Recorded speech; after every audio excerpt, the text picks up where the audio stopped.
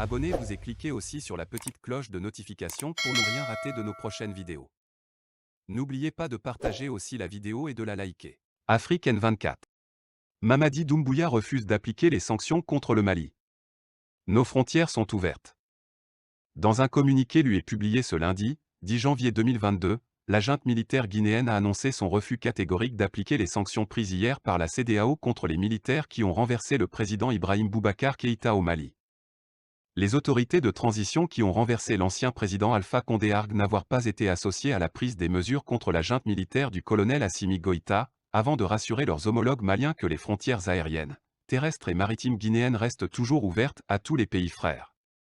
Une décision du colonel Mamadi Doumbouya et compagnie qui pourrait être considérée comme un affront contre les chefs d'État de la sous-région par les dirigeants militaires guinéens, qui n'ont encore rien dit sur le temps qu'ils comptent rester au pouvoir, ni le contenu précis de la transition.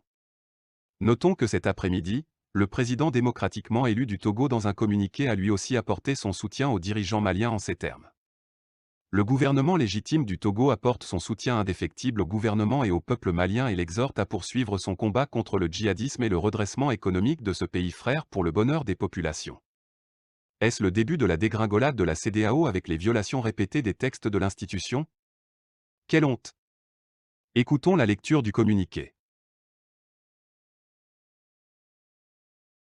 Communiqué numéro 001 CNRD 2022.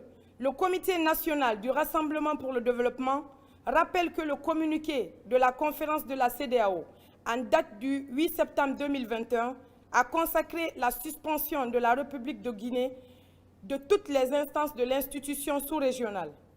Le CNRD tient à informer l'opinion nationale et internationale que la République de Guinée n'a, par conséquent, en aucune façon été associée à la décision du 4e sommet extraordinaire des chefs d'État de la CEDEAO, en date du 9 janvier 2022, relative aux sanctions prises contre la République sœur du Mali.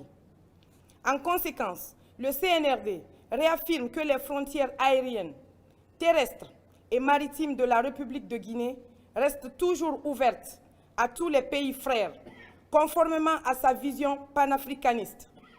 La République de Guinée réitère sa volonté de respecter et d'appliquer les conventions, accords et traités bi- et multilatéraux auxquels elle est partie.